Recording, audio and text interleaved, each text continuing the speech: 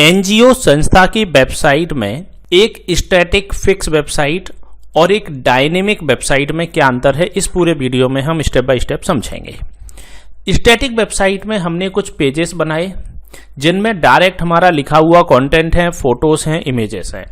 लेकिन dynamic website में कुछ ऐसे सिस्टम हैं, जैसे कोई व्यक्ति अगर सदस्य बनना चाहता है, उन्होंने अपनी सदस्यता का फॉर्म फिल किया, अपने पास डिटेल आई, उसमें आपके पास एक एडमिन पैनल भी मिलता है जहां से आप वेबसाइट को पूरा मैनेज करते हैं।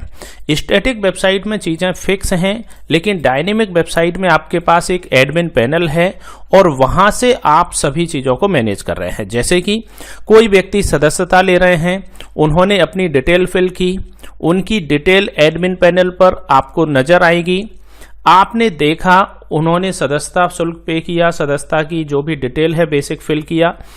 आपके पास डिटेल आने के बाद आप उसे वेरीफाई करते हैं, आपने चेक किया क्या पद देना है, ये सब डायनेमिक तरीके से आप इसमें फिल करेंगे। और जैसे ही आप उनका पद फिक्स कर देते हैं, ऑटोमेटिक उनके आईडी कार्ड, नियुक्ति पत्र ये तैयार हो जाते हैं।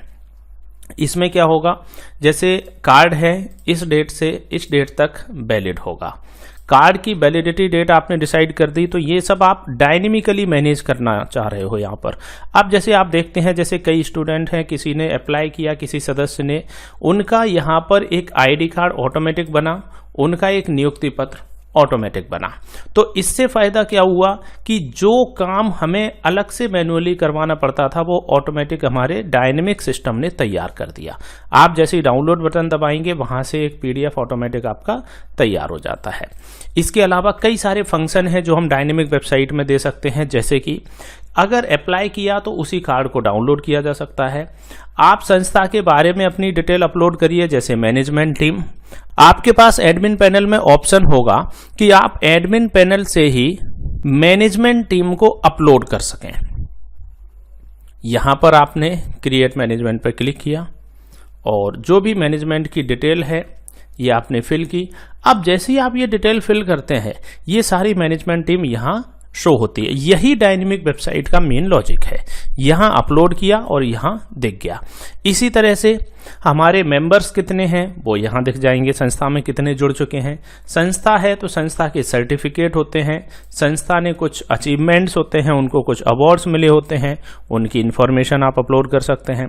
संस्था में मेंबर है, मेंबर्स ने अपनी डेट ऑफ बर्थ अपलोड कर रखी है, तो अगर उनका कोई डेट ऑफ बर्थ किसी के आज की डेट से मैच करता है तो उनका एक ऑटोमेटिक एक छोटा सा बर्थडे का एक बैनर जल्दी से तैयार हो जाएगा। इस तरह से फंक्शन आपको मिलेंगे। किसी व्यक्ति ने डोनेशन दिया है तो ऑटोमेटिक उनकी डोनेशन की रसीद जनरेट हो सकेगी। आप देखिए, जैसे एक उदाहरण के तौर पर यहाँ पर एक मेंबर हैं, उन्होंने अपना डोनेशन पे किया था और डोनेशन की रसीद के लिए यहाँ आप जैसे डोनेशन के प्रिंट स्लिप में जाएंगे और यहाँ पर जिन जिन मेंबर ने, ये आपके पास एक एडमिन पैनल होता है जहाँ से आप लॉगिन करते हैं। आपने एक बार अपना पासवर्ड एंटर करके लॉगिन रजिस्टर किया, प्रिंट डोनेशन रसीद पर क्लिक करके आप यहाँ से किसी भी व्यक्ति का डोनेशन का रसीद जनरेट कर सकते हैं। तो ID card, appointment letter, donation रसीद, ये सब ऑटोमेटिक तैयार हो रहे हैं। संस्था का समय बचता है, मेंबर्स का कार्यक्रम हुए, अपलोड कर दिए।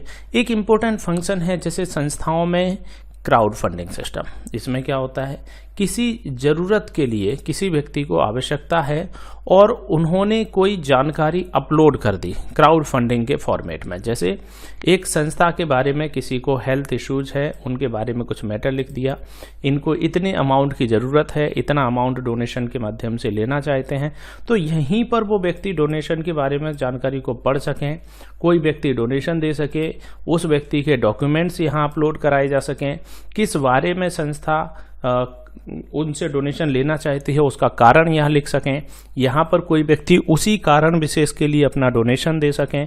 ये सारी चीज़ें काम आती हैं क्राउड फंडिंग में। और भी कई तरह के फंक्शन एडमिन पैनल से आप मैनेज करते हैं डायनेमिक वेबसाइट में, जैसे मेंबर्स को वेरीफाई करना, उनके रिन्यूअल्स देखना, क्राउड फंडिंग, कार्यक्रम संस्था में कुछ हो रहे हैं आप उनको यहाँ से अपलोड कर सकें। कोई भी लेटेस्ट एक्टिविटी है या प्रेस से संबंधित कोई जानकारी है, संस्था की कोई प्रेस में किसी तरह की खबर आई है उसके बारे में लिखना है, ये सारी जानकारी यहाँ से अपलोड करी जा सकती है।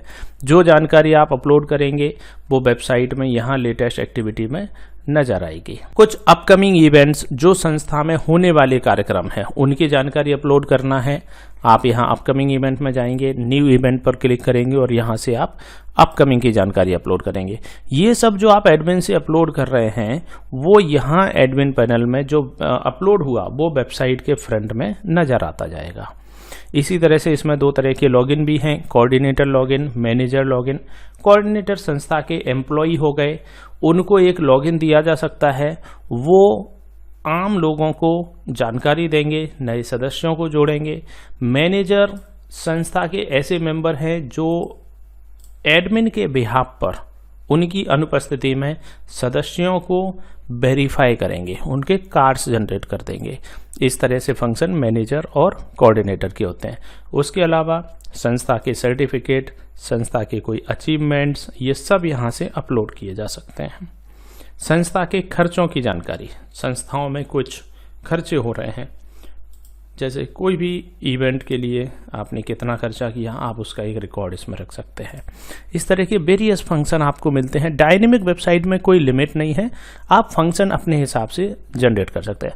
ऑडिट रिपोर्ट आप अपलोड करिए, इसमें संस्था के बारे में कोई मैटर लिखना है आपको, कोई भी इवेंट है, संस्था के सर्टिफिकेट, कोऑर्डिनेटर बनाना, इस तरह की सारी एक्टिविटी आप यहाँ एडमिन पैनल से अपलोड कर सकते हैं और ये सब फ्रंट में वेबसाइट पर आपको दिखता रहेगा।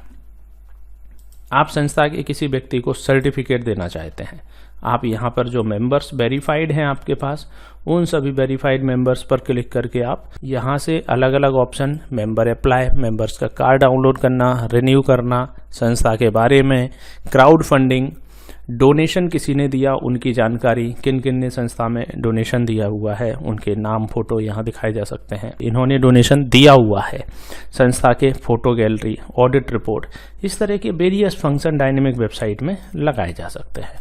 ये आप देखेंगे एक सीधा सा सिंपल वेबसाइट, उसमें लैंग्वेज ट्रांसलेट का भी आपको ऑप्शन है।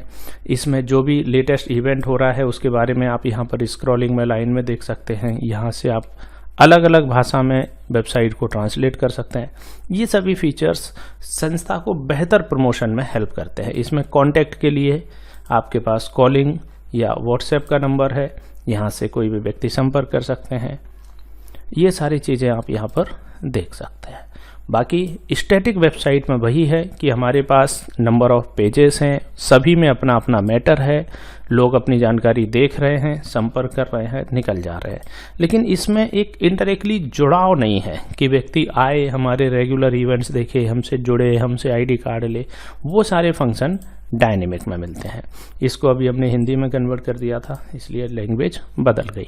बाकी ये वापस इसमें सोशल लिंक्स हैं, इसमें इवेंट्स हैं, कंपनी संस्था के बारे में जानकारी, अबाउट अस, संस्था के प्रेसिडेंट के फोटो, संस्था के उद्देश्य, ये सभी एडमिन पैनल से अपलोड हो सकते हैं। संस्था की लोकेशन, संस्था की बेसिक इन्फॉर्मेशन, ये सारी जानकारी आप एडमिन पैनल से यहाँ से एक ही बार में पूरा मैनेज कर सकते हैं। कंपनी प्रोफाइल में आप हर एक चीज़ को यहाँ से अपडेट कर सकते हैं। इस वीडियो में हमने आपको बेसिक सभी जानकारी समझाने का प्रयास किया जो एक संस्था के वेबसाइट को जरूरी होती है। बाकी फिर भी आपका कोई क्वेश्चन है आप हमें कमेंट में लिखिए। वीडियो देखने के लिए आपका धन्यवाद।